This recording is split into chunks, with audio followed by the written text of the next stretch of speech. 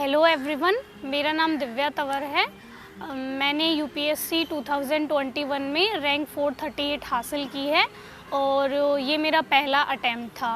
और बेटी ने कहीं किसी जगह भी कोई कोचिंग नहीं ली, अपने घर पे रह के पहले प्रयास में ही 438 अंक लेके आईपीएस बन गई हैं। तो जब भी मैं पढ़ती थी तो मम्मी को दिमाग में लेके ही पढ़ती थी कि उनके लिए करना है, उनको यहाँ से निकालना है और अच्छा मतलब उनके लिए कुछ उनको प्राउड फील करवाना है कि हाँ भाई बेटी ने ये सब कुछ कर दिया।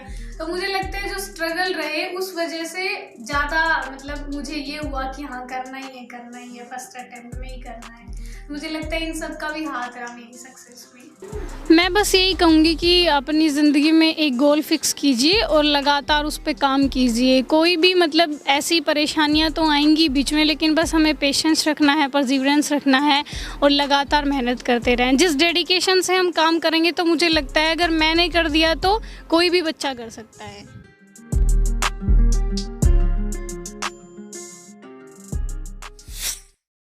दोस्तों, कुछ लोगों की कहानियाँ इतनी प्रेरणादायक होती हैं कि उनके सामने हर संघर्ष और चुनौती फीकी पड़ जाए।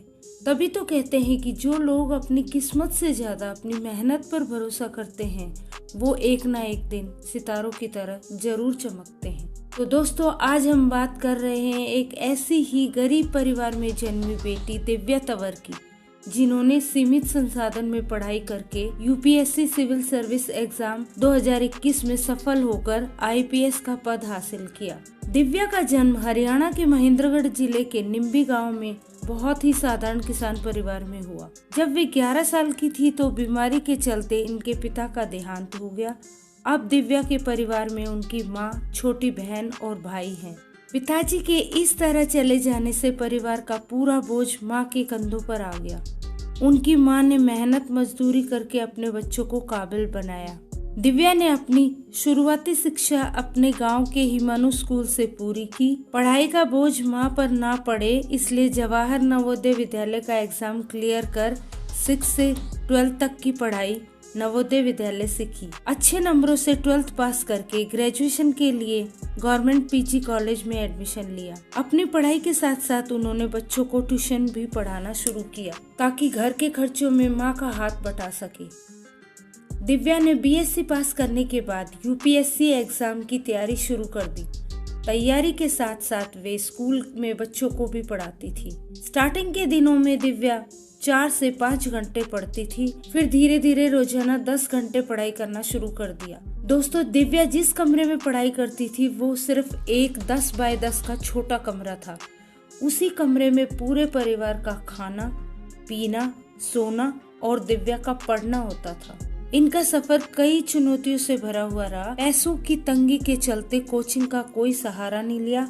इन्होंने प्रीलिम्स एग्जाम का मटेरियल ऑनलाइन लेकर सेल्फ स्टडी की और टॉपर्स के इंटरव्यू में बताए गए एनसीईआरटी और स्टैंडर्ड बुक्स को पढ़ा और इस तरह प्रीलिम्स एग्जाम क्रैक हो जाने के बाद मेंस के लिए दृष्टि कोचिंग का मेंटोरशिप प्रोग्राम ज्वाइन किया, जिसमें कई टेस्ट सीरीज शामिल थी। इन टेस्ट सीरीज से दिव्या को काफी हेल्प मिली। उसके बाद वे 2 महीने के लिए दिल्ली चली गई। वहां दृष्टि कोचिंग की लाइब्रेरी ज्वाइन की और आंसर राइटिंग की प्रैक्टिस की।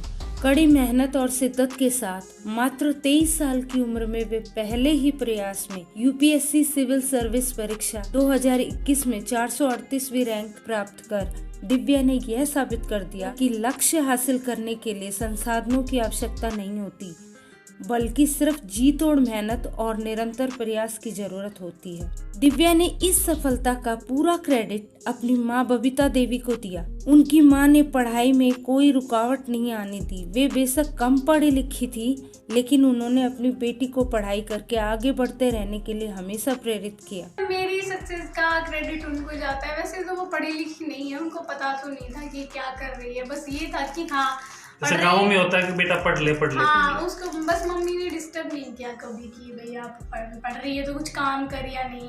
वो बस कैसे कहती तुझे पढ़ना है तू पढ़ती है बस। तो दोस्तों, जैसा कि दिव्या बताती हैं कि जब वे 9th क्लास में थी तब उनके स्कूल में एक आईएएस ऑफिसर आए थे। उनकी गाड़ी के आगे गवर्नमेंट ऑफ इंडिया लिखा था और उनका बहुत सम्मान भी हुआ। तभी से दिव्या का एक सपना था कि अपनी गाड़ी के आगे झंडा और गवर्नमेंट ऑफ इंडिया लिखा हो, और वे अपनी माँ को भी स्पेशल फील करवाना चाहती थी कि उनकी वजह से माँ का सर ऊंचा हो और वे प्राउड फील कर सके। तो दोस्तों, कभी कोई परिस्थिति किसी को आगे बढ़ने से नहीं रोक सकती अगर वो आगे बढ़ने की ठान ले तो।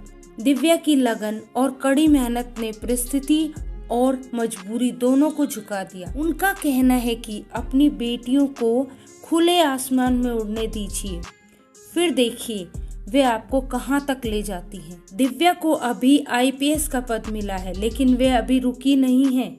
आगे और मेहनत करके IAS में अच्छी रैंक लाने की कोशिश कर रही हैं।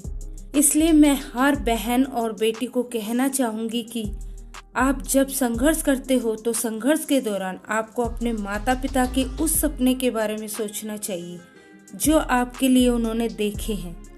तब आपको सफल होने से कोई नहीं रोक सकता। कैसा लगता? थोड़ी बहुत चूक, मन में कुछ मलाल है थोड़ा सा?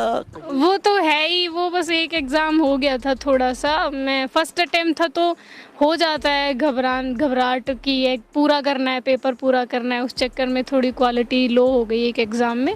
तो मैं कोशिश करूँगी अगली बार और बेहतर करूँ। अगली बार? अभी यहाँ गाड़ी रुकी नहीं है क्या? नहीं अभी तो नहीं। मैं यही कह रही थी, बस सब खुश हैं, मुझे थोड़ा सा है कि नहीं कलेक्टर नहीं सेटिस्फेक्शन नहीं हुआ जो चाहिए था वो नहीं मिला। यानी कि IPS से खुश नहीं है, कलेक्टर से खुश है। हाँ, अभी तो ये है, लेकिन वो है जब तक IPS हूँ तब तक तो उसी डेडिकेशन से इसी के लिए काम करना है। लेकिन कोशिश करूँगी अगली बार वही ले लूँ, IAS ही बन जाए। तो दोस्तों, अगर दिव्या की स्टोरी अच्छी लगी हो तो वीडियो को लाइक ज़रूर कर दें और चैनल को सब्सक्राइब करना ना भूलें। और आपकी इस वीडियो पर क्या राय है कमेंट ज़रूर करें। Thank you so much.